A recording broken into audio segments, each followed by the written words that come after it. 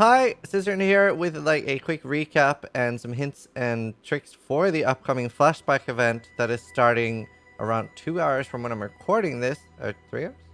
But very soon, yeah, 2 hours and 8 minutes. So I want to go over like some good guides that I have and what like still works, even if like they're outdated, if they're 3.5 or 3.6 guides, stuff like that. Well, 3.6 is not outdated, but anyway, and some tips and tricks on what I'm gonna do. So the flashback that's starting is basically each zone is affected by three things. So for example, it could be these three, it could be exiles, strong boxes, and spirits, and they'll keep that for 1 hour. And even if you make a new zone in that same by holding control down when entering the instance, it'll have the same for that hour. And then on the 0, it will change to something else. And it is usually what most people do in maps is that we end up chasing beyond.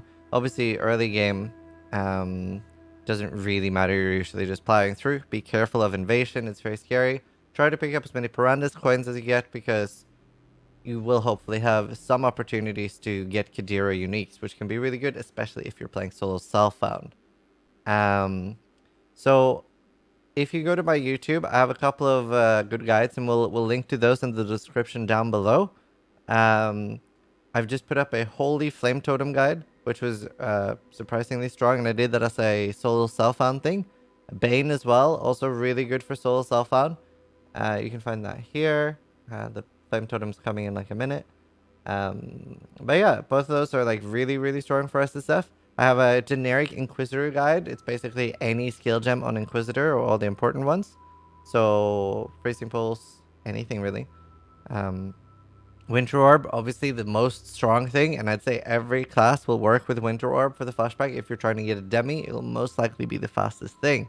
Now, since everybody don't like playing Winter Orb on everything, that's why we included all the other things. I have a generic Hierophant Totem guide. Hierophant obviously really excels at SSF. Really, really safe, and you get the minor matter for some extra survival. And Arc Traps should still be really good as well, especially on damage, just not so much clear as it used to have. Now, I'm playing solo self on hardcore, and I'm aiming for the minimum of 1 Alt-Art Demi, which is like a trophy you get, and hopefully 3. And yeah, I'm hoping. So we're gonna push hard for that. I'm probably not gonna go super fast early game. I'm not gonna treat it like a Kitava race and try to be the first to Kitava. I'll hopefully stay in like top 10, top 20. Maybe slow down a little bit, get some spicy uniques, and focus more on safety early on.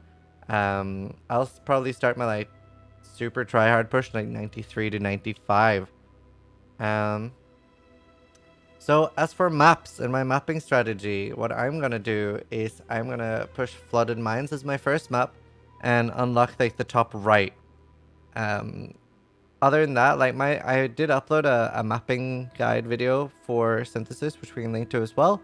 And generally, I'll be doing very similar stuff. I probably will have Underground Sea as my early only tier 4. I'll avoid unlocking other tier 4s and just 3-1 past those, because I really want to farm alchemy. So obviously I'm going to be playing SSF. So yeah, I'll struggle on alchemies. Also a reminder that in the flashback you can change your ascendancy, only the points, so you can't go from a trickster to a saboteur. And there's a thing called PoE tracker, which shows like what zones and what maps have what the combos are on them. And then yeah, I'd recommend checking that.